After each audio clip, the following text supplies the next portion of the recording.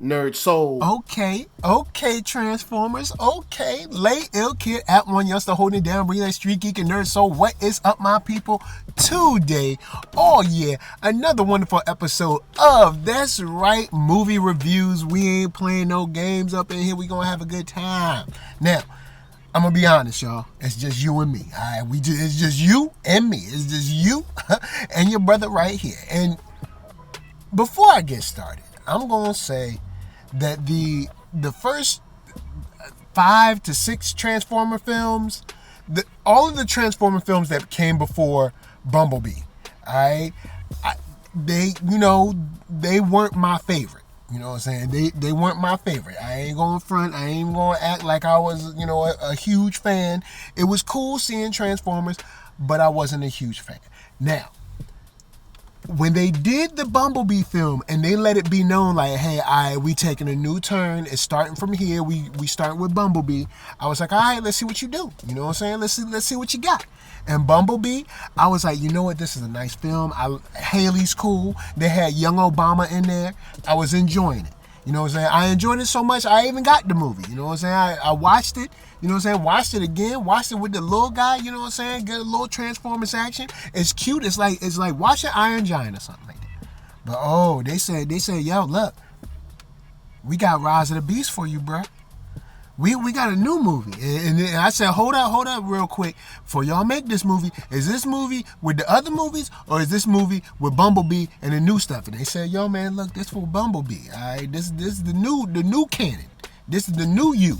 All right, you ain't got to worry about the old stuff no more. And I was like, all right, man, let's see. I don't know what you going to do. Now, before we go any further, it's going to be some spoilers. All right, we talking about this joint. You saw the title. We talking about this joint like you done seen it. All right, so here's the deal.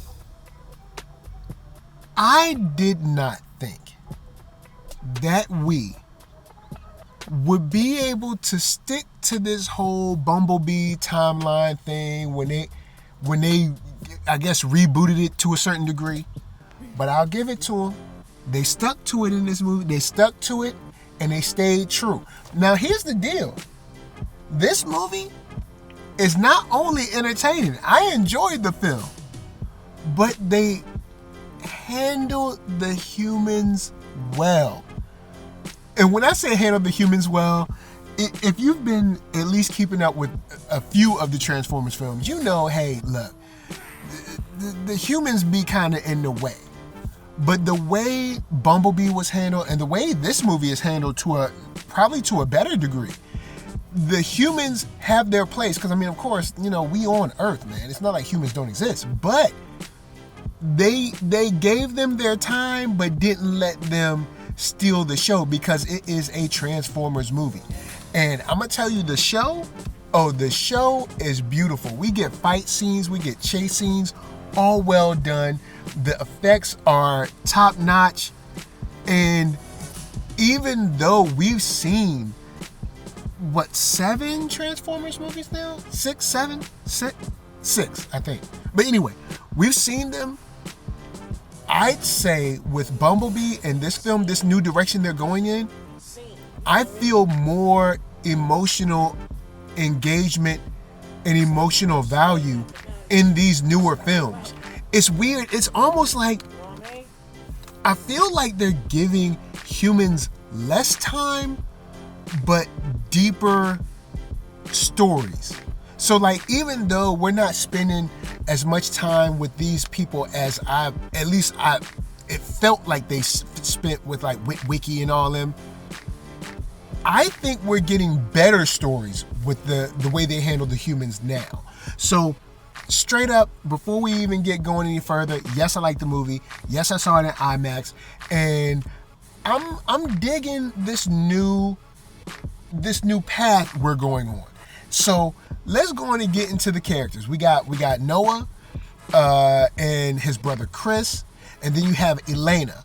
And those are basically all the humans we're going to see. Now, Noah and Chris's mom is Detective Moreno from New York Undercover. So, you know what I'm saying? If y'all know her, y'all know what's up. But that's all we get. We don't get no more. So it's not like a whole bunch of people running around. And the younger brother, Chris, he kind of is in his place and we leave him and they go on off.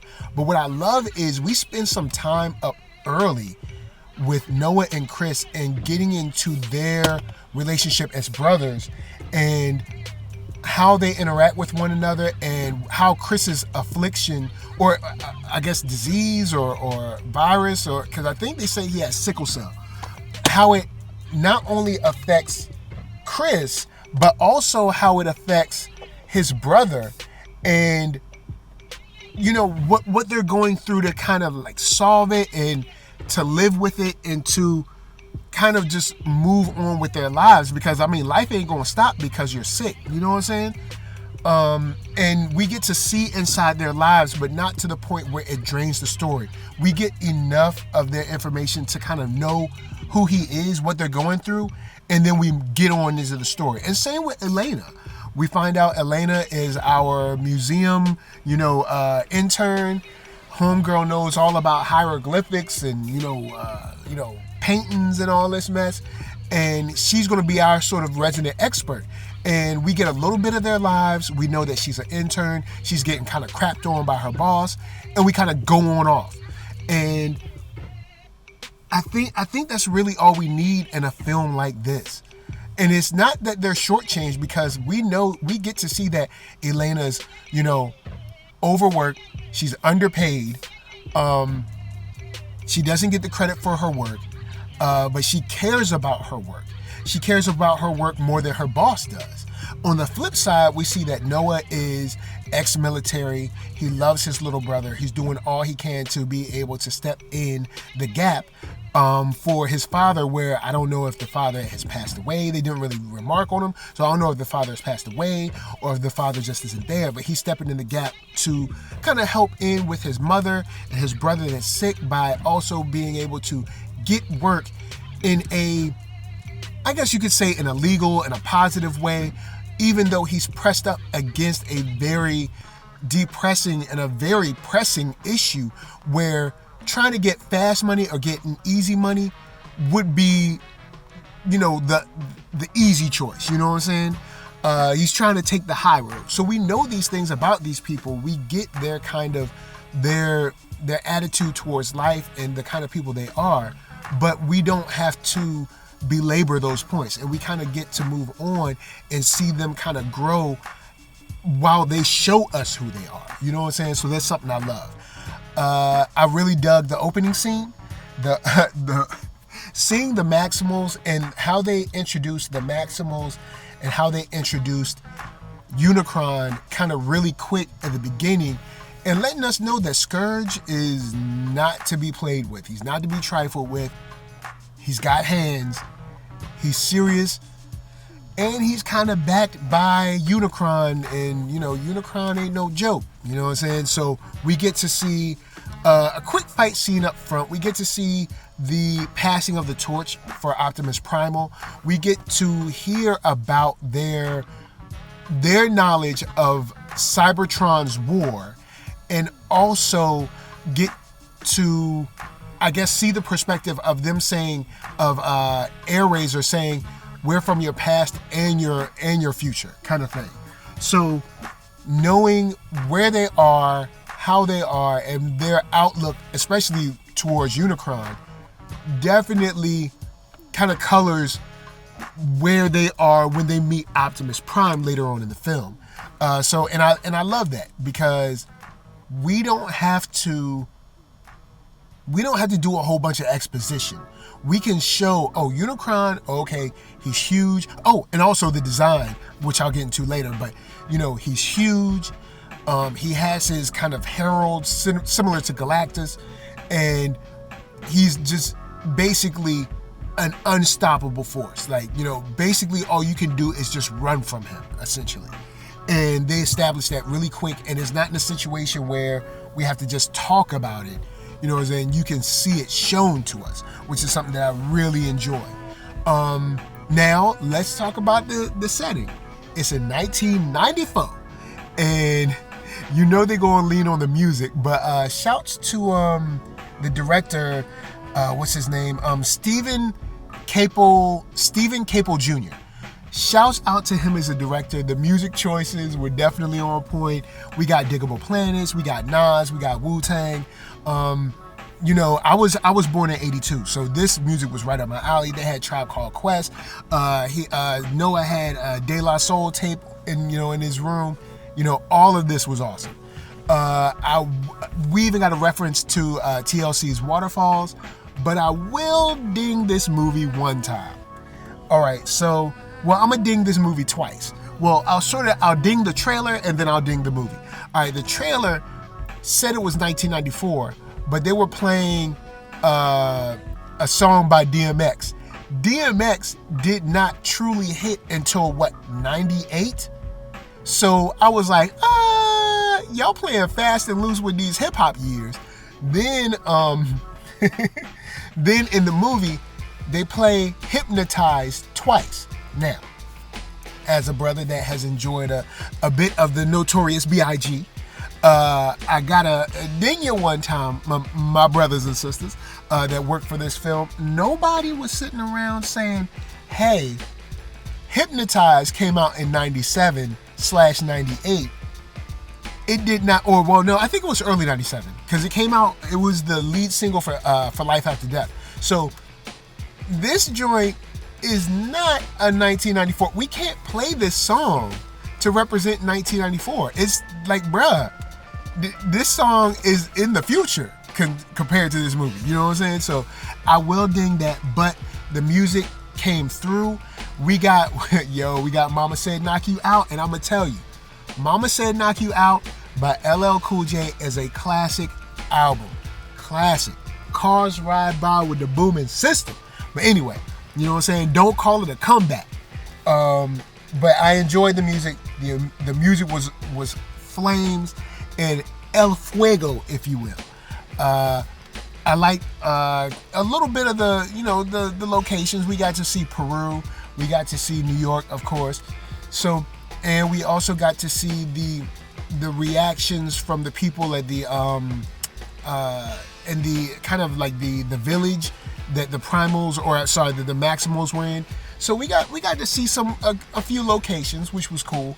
So all in all, I think this movie was well put together. I ain't going hold y'all too long. If y'all want to do a super deep dive on this movie, I'm down. I'll hit you with a couple of other points. The chase scenes, which we got 2 of them, or did we get 3? We got 2 of them, I think. We got 2 chase scenes. I enjoyed both of them. We kept high stakes. I also like the fact that Optimus Prime had a true equal in battle. When we meet Scourge, he beats Optimus Primal. He also beats Optimus Prime. So we know that this dude is not to be played with.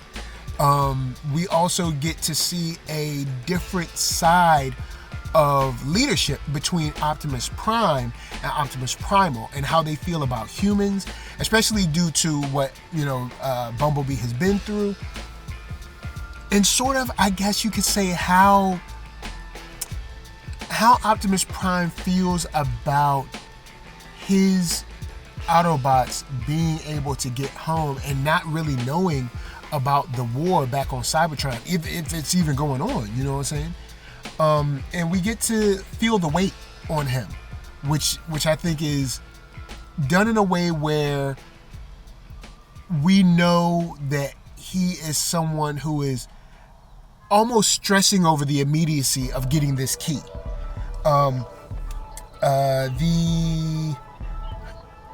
The way they illustrate, I guess I don't know if I would say his fear, but it is definitely a deep concern over his responsibility. You know what I'm saying? We have a problem with, Mirage, him getting hurt, Bumblebee gets hurt, and of course, as a leader, he's like, all of this falls back on me. So we do get a Optimus Prime that seems to be, to a certain degree, at the end of his rope at some sorts. And I like the conversation between himself and Optimus Primal, and how that turns him and turns his perspective on his allies and who he should be fighting with or fighting for. You know what I'm saying? And of course, till all are one. And they really push that point home where it's not the humans fighting on their own, or the Maximals fighting on their own, or the Autobots fighting on their own. It's them pulling together, and kind of, I guess, making this or showing this show of force through a unified front, which I think is good to show that Optimus Prime, even though we know him as like the leader, he still has times when he gets down and he needs to be inspired and he needs to be sort of shown that all is not lost. So I like that. You know what I'm saying? He's not the perfect leader. Not saying that he's a bad leader, but he also has times where he has to stumble and he has to get, rejuvenated out there. So yeah, man, I'm happy. I'm happy with this movie. Like, yo, we looking good right now. You know what I'm saying? We've been looking good ever since Creed, basically. I mean, Quantumania wasn't the greatest, but it was cool. You know what I'm saying? We had Creed 3 slamming. Quantumania, it was alright. Then we had, bruh, come on now, come on. Man, look, we had Fast and Furious, come on, it's about family. Then we had Spider-Verse, which Across the Spider-Verse might be one of my favorite, if not favorite, animated film in the last, say, 20 years. And now we with Transformers. And Transformers, I was well pleased, especially when we get our, teaser for the end. Bruh, look, y'all about to, don't make me go crazy with what y'all think about doing. But I do enjoy the film, man. I like the implications of the of the teaser. Mirage was great. The voice acting came through.